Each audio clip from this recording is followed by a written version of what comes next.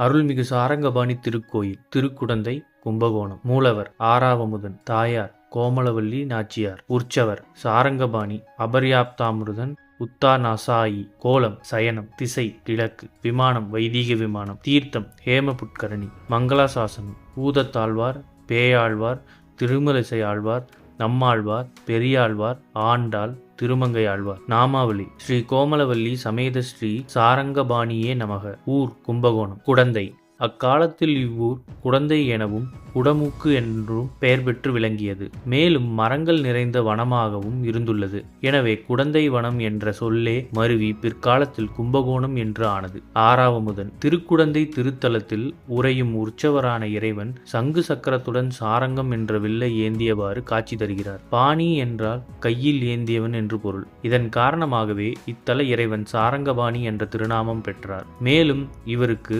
ஆறாவமுதன் என்ற திருநாமமும் உண்டு.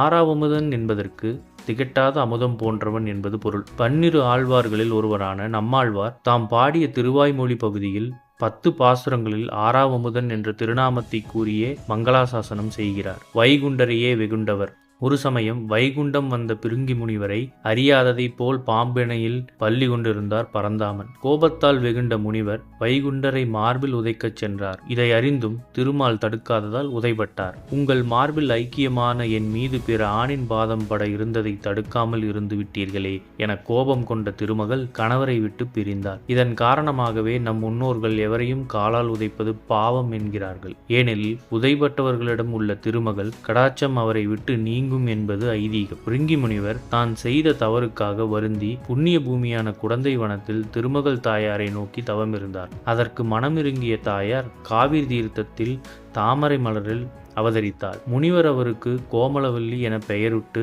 வளர்த்து பிற்காலத்தில் திருமாலுக்கே மனம் முடித்து கொடுத்தார். பிராட்டியை மனம் முடிக்க பெருமாள் சாரங்கம் என்னும் வில்லேந்தி வந்ததால் சாரங்கபாணி என்ற திருநாமம் பெற்றார். அன்னையான திருமகள் கோமலவல்லி தாயார் இங்கு முதலில் வந்து அவதரித்ததால் இத்தலத்தில் தாயாரை தரிசித்த பின்னரே பெருமாளை தரிசிக்க வேண்டும் என்பது ஐதீகம். காஞ்சியில் திருவெக்கா திருத்தல இறைவனை பாம்பு படுக்கையை சுருட்டி கொண்டு பின்னால் வரும்படி கட்டளையிட்ட திருமலிசை ஆழ்வார் படுத்துறங்கும் பெருமானை எழுந்து வந்து பேசு என்று ஆணையிட்டார். அப்பாசுரம் திருச்சந்த விருத்தம் பகுதியில் இடம்பெற்றுள்ளது. திருவிழாக்கள்: சித்திரை பெருந்திருவிழா 10 நாட்கள். வைகாசி வசந்த உற்சவம். மார்கழி வைகுண்ட ஏகாதசி. மாசி மகம் தெப்போற்சவம். மேலும் தங்குமிடம், தரிசன நேரம், முகவரி, போக்குவரத்து வசதி போன்ற தகவல்களை டிஸ்கிரிப்ஷன்ல கொடுத்துருக்கோம். மறக்காம செக் பண்ணி பாருங்க. இது போன்ற செய்திகளை உடனுக்குடன் தெரிந்து கொள்ள நம்ம சேனலை சப்ஸ்கிரைப் பண்ணிக்கோங்க.